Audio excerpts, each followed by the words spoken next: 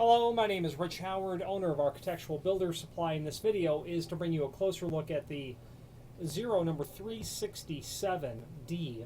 This is a surface-mounted automatic door bottom, is what this is. It's considered heavy duty. It is dark bronze finish.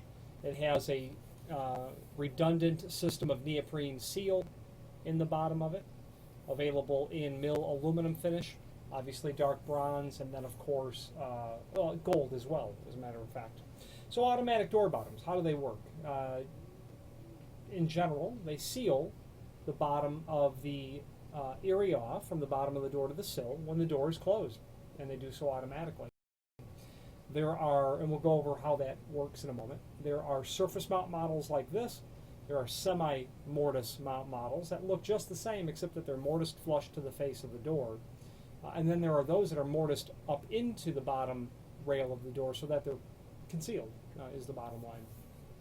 So, automatic door bottoms.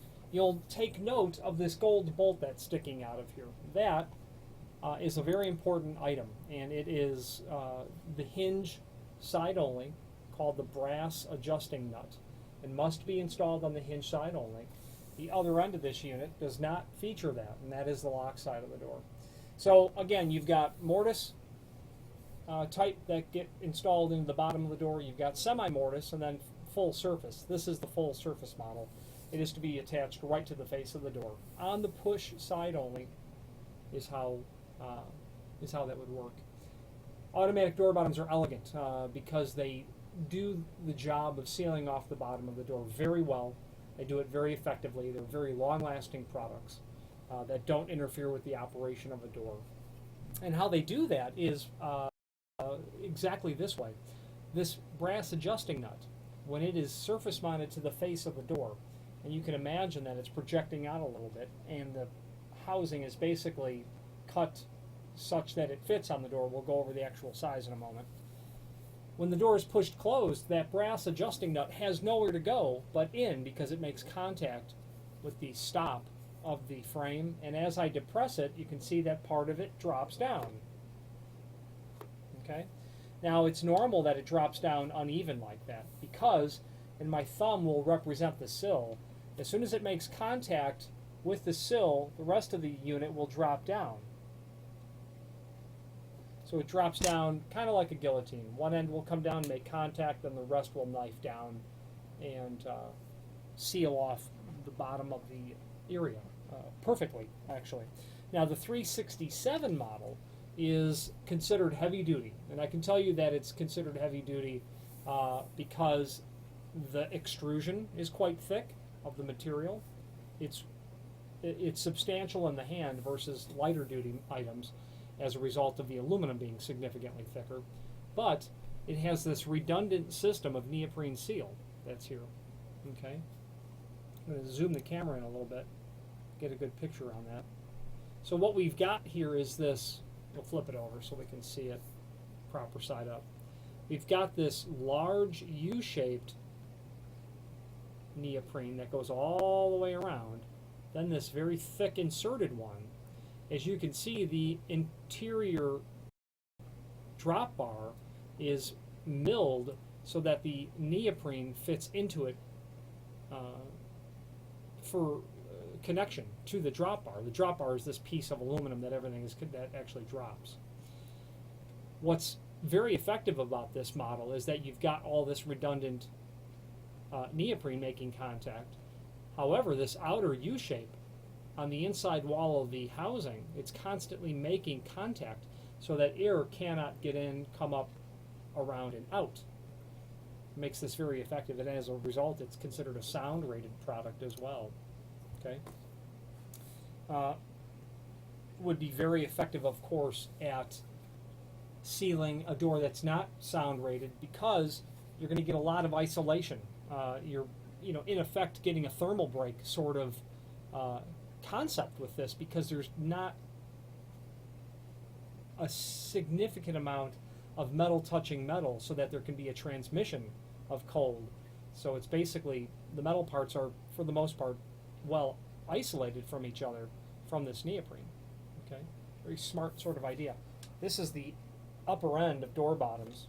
Okay, this is for someone who wants to be able to seal very effectively. Another advantage of this model versus others is that, and while it's, I only mention it because I'm aware of it. If there's been 10,000 of these sold, there's been one complaint that said it's loud when it snaps back up. In this model, because of all that neoprene, and especially the top, there's almost no sound at all when it closes. And that's another benefit of this. It's very, very quiet in operation. Okay. Very nice fit and finish on this item from Zero, which is a hallmark, really, of their name. Below this video, there is an image showing everything important dimensionally about this item. So we can see that the height of the housing is basically 1 and 5/16, 1 and 15/16, and that the thickness of the housing is about 15/16. You've got a maximum effective drop of 9/16 of an inch. So you're going to want to make sure that the distance from where you're mounting this, the bottom of the door, and your sill is going to be within that 9/16 realm. Okay? Anything more than that, you're going to have to possibly drop this down a little bit, but then you get into trouble with, when you open the door, the housing hitting something like a rug or shoe that's been left there, etc. And the ability of an automatic door bottom to retract itself when the door is open is another elegant feature to these, because you can leave a rug or a shoe in front of the door and not rip your door sweep over that and then damage that. Also, because this is only making contact with the sill when the door is closed, you're not prematurely wearing any of this material out. You're not making constant contact with the floor. You might have a polished wood floor situation. You might have some other circumstance where you don't want something dragging across. People walked into the space, a pebble in their shoe, the door's closed, the door opens, and that pebble gets dragged across the floor. And while that sort of condition is quite micro in its example, it's still effective as a reason why these are very elegant. Dimensionally, we've covered it. Available, let's cover the lengths. This happens to be a 32-inch, available in several different lengths, all the way from about 24-inch out to, well, actually these are available from everywhere from 12-inch out to 54-inch, so you can use them on very wide doors. There are people in California, I'm talking to you, they like their really wide doors, 5-foot wide doors, things that, well, not quite 5 foot, but very wide doors, and Zero can accommodate this in a very wide, for a very wide door. Now, there is a link below this video to the product brochure, and what that document is a concise, consolidated document where you can view this 367D against Zero's sister products. You're going to see lighter duty models. You're going to see those models referred to as mortise and semi-recess or semi-mortise as well.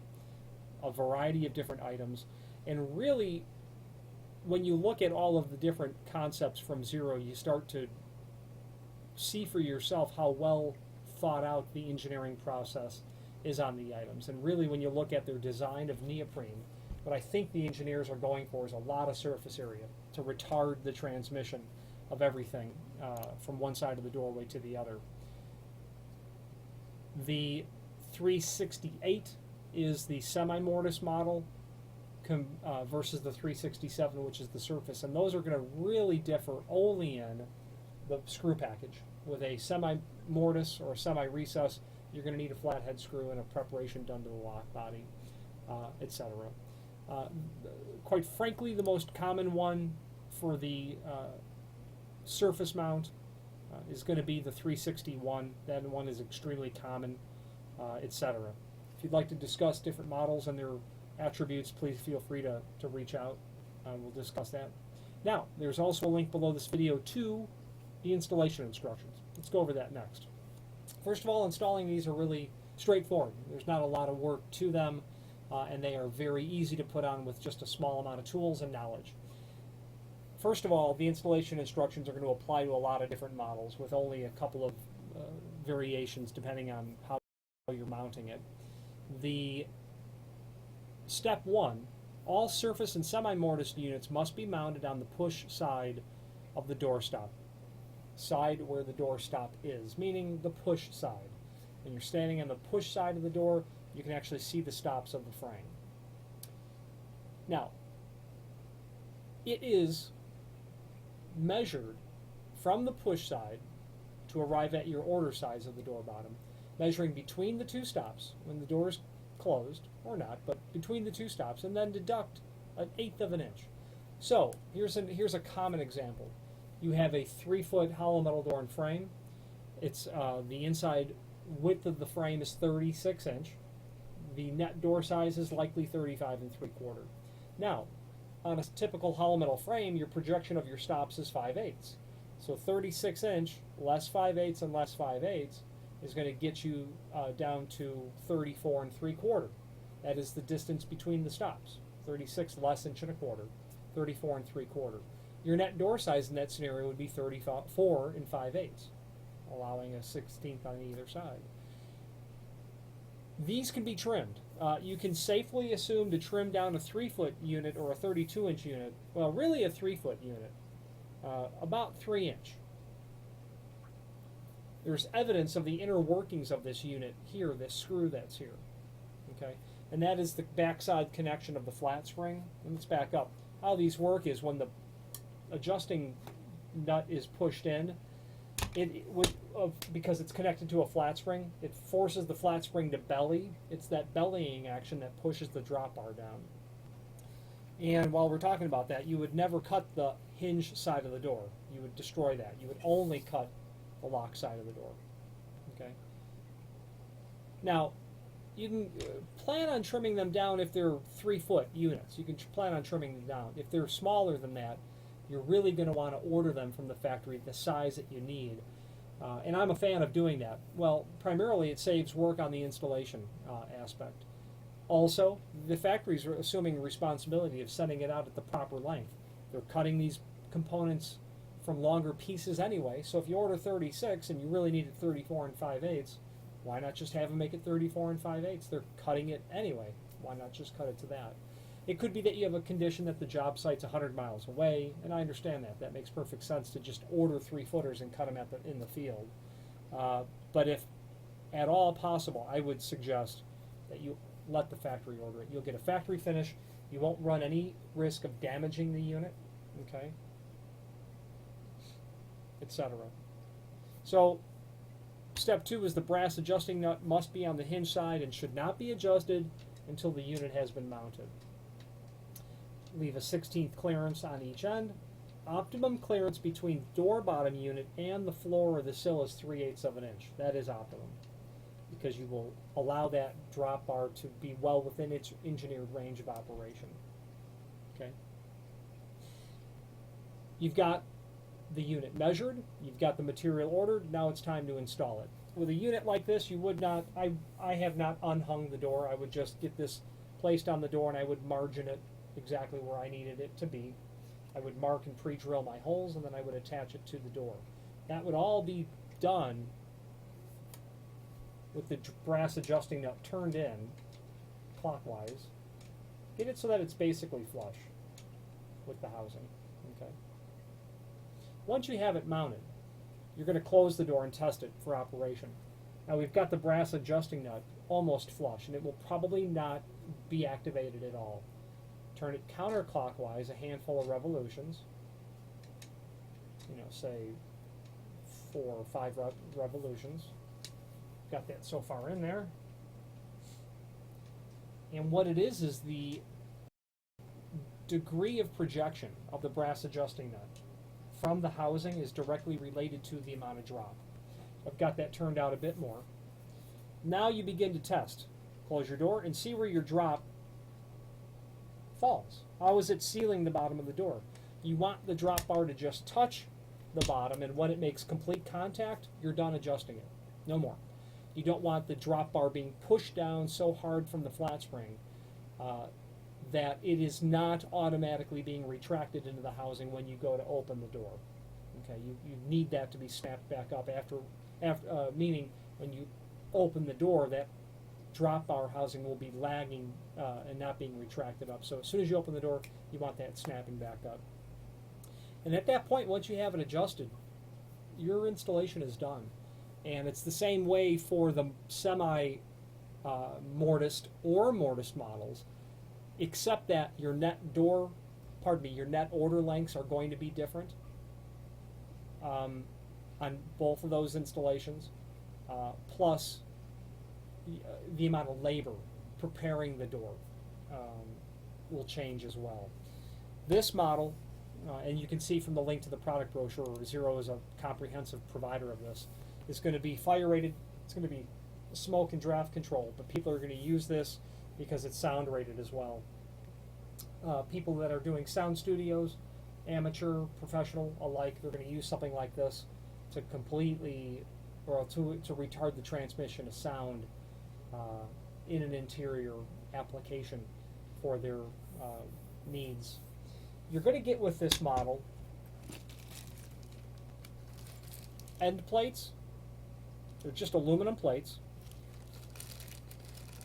and screws. That's it. That's all you're going to get. That's all that you need. You're going to get screws for the body to be held onto the door. You're going to get end plates, which will finish this off, and when you're done, you're going to trim this. And there's little tiny screws that will hold into these circular features on the extrusion.